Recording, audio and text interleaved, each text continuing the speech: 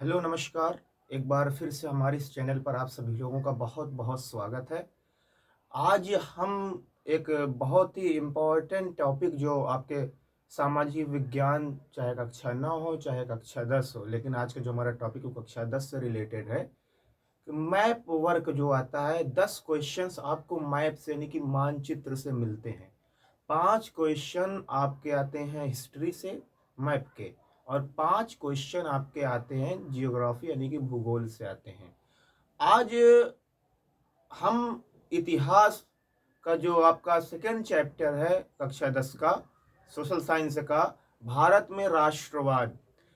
आमतौर पर देखा जाता है कि जो भी क्वेश्चन पूछे जाते हैं कक्षा 10 सामाजिक विज्ञान में हिस्ट्री से, इसी चैप्टर से पूछे जाते हैं। आखिर किस प्रकार से आपको मैप हल करेंगे, मैप पे प्रश्न हल करेंगे, कैसे वो क्वेश्चन आते हैं, किस प्रकार का हमें मैप मिलता है। तो देखिए, हम आपके लिए कॉपी की तरीके से लाए हैं। इस प्रकार से आपको एक पेपर दिया जाएगा, बिल्कुल सादा सा, केवल आपको भारत का मैप दिया रहेगा। ये नहीं दिया रहेगा कि यहाँ पर उत्तर प्रदेश है, यहाँ पर मध्य प्रदेश है, यहाँ पर कौन सा प्रदेश है। ठीक है। ऐसे आपको सादा सा मैप दिया रहेगा और उसमें से आपको दिखाना रहेगा। जैसे प्रश्न कह दिया कि इसमें मध्य प्रदेश कहाँ है दिखाइए, इसमें उत्तर प्रदेश कहाँ है दिखाइए। ठीक है। तो मैप के प्रश्न हल करने के लिए सबसे पहले आपको ये पता होना चाहिए कौन सा राज्य कहाँ पर लोकेटेड है। ठीक है। हमने कहा कि अब ये मैप आपको ऐसे सादा सा दिया हुआ है। ठीक है। तो इसमें आपको ये पहले से पता होना चाहिए कि यदि गुजरात पूछ लिया, अब मान लीजिए कि आपसे पूछा कि जलियांवाला बाग हत्याकांड की घटना कहाँ घटित हुई थी। आपको पता है कि जलियांवाला बाग हत्याकांड की घटना जो हुई थी वो पंजाब में हुई थी, अमृतसर में। बट आपको ये नहीं पता है कि इस मैप में पंजाब कहाँ पर है। इस मैप में आपको ये नहीं पता है कि पंजाब कहाँ पर है, तो आप क्वेश्चन को हल नहीं कर पाएंगे। आपको प्रश्न आ रहा है, उत्तर भी आ रहा है, लेकिन आप अपने प्रश्न को हल नहीं कर पाएंगे। क्यों? क्योंकि जो है वो आपको यही नहीं पता है कि इस मैप में पंजाब कहाँ पड़ता है। तो हमने कहा कि मैप के क्वेश्चन हल करने के लिए सबसे पहले आपको ये पता होना जरूरी है कि कौन सा राज्य कहाँ पर लोकेटेड है। ठीक है। और ये हमने जो है वो आपको क्लास में याद भी करवाया था पिछले साल। ठीक है। तो वो तो आपकी आपकी वो है कि हम अपनी ट्रिक से याद करवाएं या आप अपनी खुद ट्रिक से लगाएं वो, लेकिन आपको याद होना चाहिए कि कौन सा प्रदेश, कौन सा राज्य, कौन सा स्टेट कहाँ पर लोकेटेड है। ठीक है।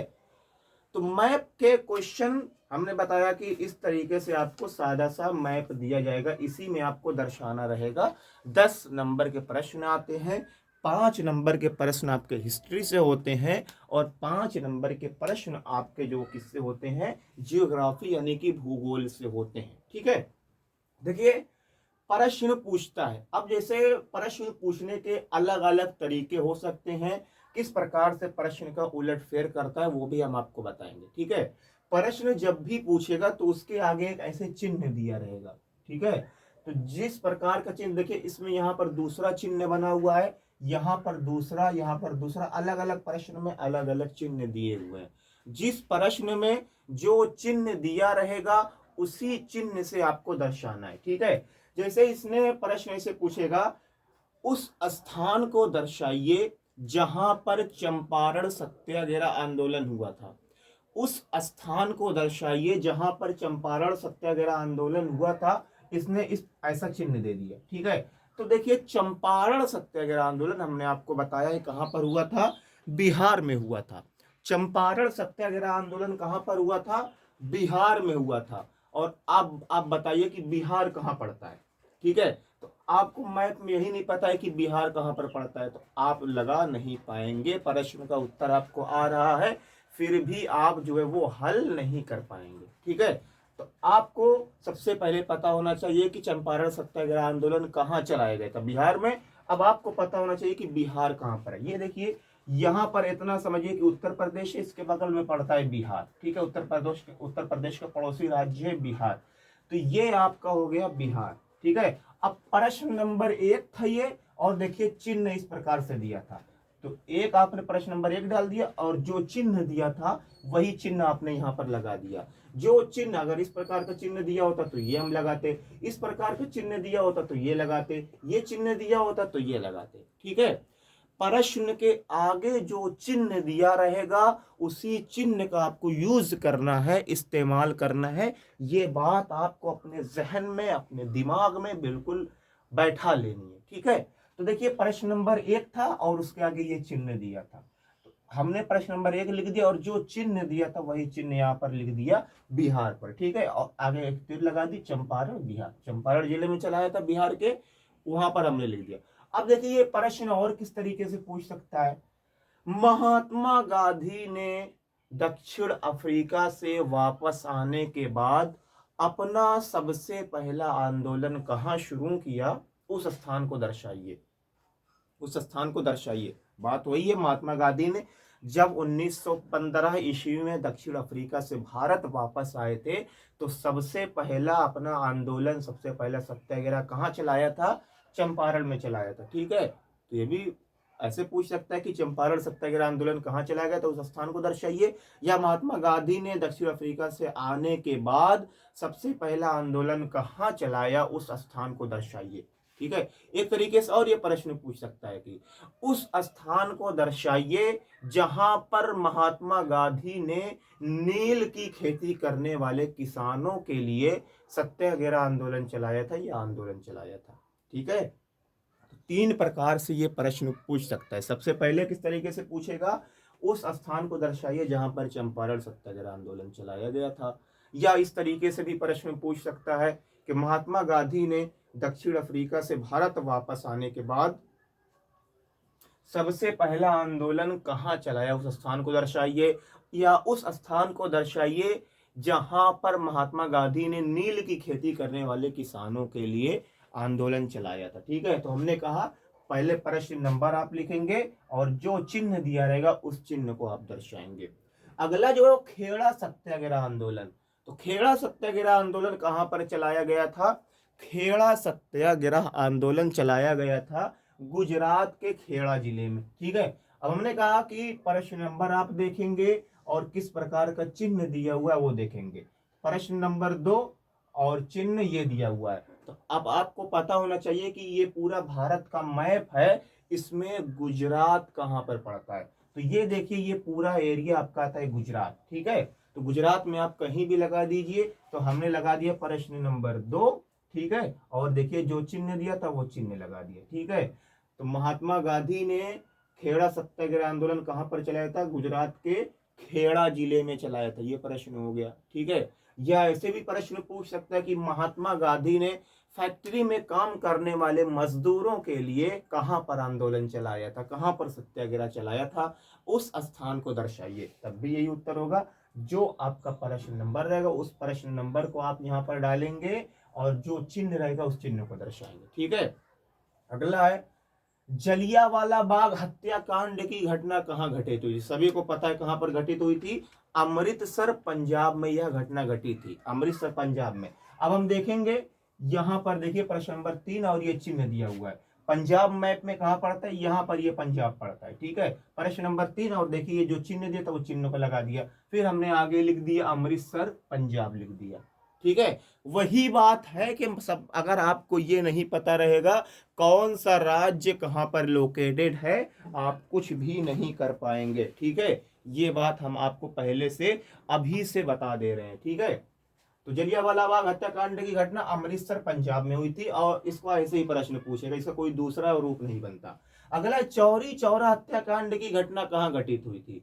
चौरी चौरा हत्याकांड की घटना 1922 ईस्वी में गोरखपुर में घटित हुई थी। गोरखपुर कहां पड़ता है, उत्तर प्रदेश में। अब आपको यही नहीं पता है कि उत्तर प्रदेश कहां पड़ता है मैप में, तब आप तो बिल्कुल प्रश्न हल नहीं कर पाएंगे। ठीक है, तो आपको देखना है उत्तर प्रदेश, हमने अभी बताया था कि बिहार का पड़ोसी राज्य। ठीक है, तो चौरी चौरा हत्याकांड की घटना कहां घटित हुई, गोरखपुर में। ठीक है, प्रश्न नंबर 4 और देखिए चिन्ह दिया था, प्रश्न नंबर 4 डाला और ये चिन्ह लगा दिया, आगे हमने लिख दिया गोरखपुर उत्तर प्रदेश। ठीक है, इस प्रश्न को जो सबसे ज्यादा बदल के पूछता है, इस तरीके से पूछता है कि उस स्थान को दर्शाइए जिसकी घटना से नाराज होकर महात्मा गांधी ने असहयोग आंदोलन को वापस ले लिया था। तो हमने आपको बताया था कि असहयोग आंदोलन क्यों वापस लिया था महात्मा गांधी ने।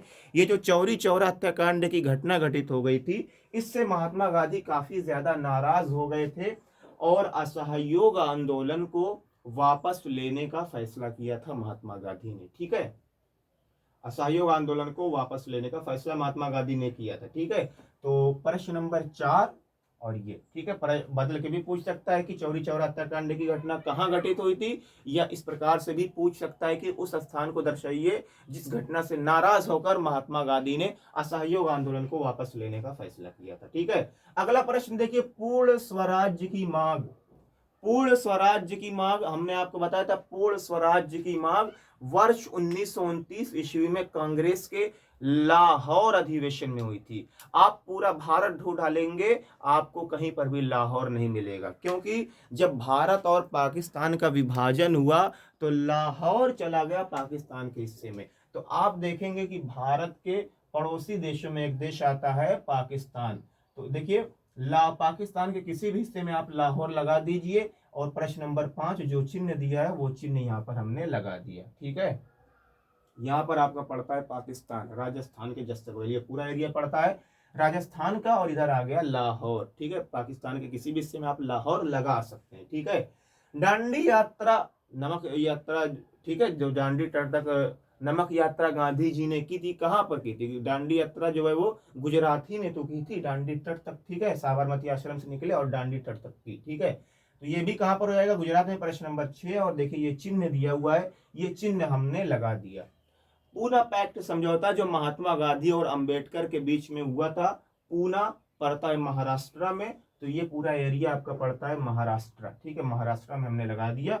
प्रश्न नंबर 7 था, और जो चिन्ह दिया हुआ था वो हमने यहाँ पर लगा दिया, पूना महाराष्ट्र। ठीक है, इसके अलावा इस चैप्टर से कोई भी प्रश्न मानचित्र से नहीं आने वाला है, ये हमारी गारंटी है। ठीक है, लेकिन फिर वही बात हम कहेंगे कि यदि आपको यह नहीं पता रहेगा कि कौन सा राज्य कहाँ पर लोकेटेड है, कहाँ पर स्थिति है उसकी, तो आप मैप के एक को क्वेश्चन नहीं हल कर पाएंगे। ठीक है, ये हमने भारत को समझने के लिए मैप बनाया था, इस प्रकार से आपको दर्शाना रहेगा। पता चला आप वैसे दर्शा दिए, ठीक है, ये चिन्ह नहीं लगाए, तब भी जो है वो एग्जामिनर चाहेगा तो आपका प्रश्न गलत काट देगा। ये भाई चिन्ह इसीलिए तो दिया हुआ है कि उसी चिन्ह से आपको दर्शाना है। ठीक है, तो जो चिन्ह और प्रश्न नंबर आप बिल्कुल साफ साफ डालेंगे। देखिए जिस तरीके से हमने यहाँ पर दर्शाया है, ठीक है, जिस तरीके से यहाँ पर हमने दर्शाया है उसी तरीके से आपको दर्शाना रहेगा। ठीक है, तो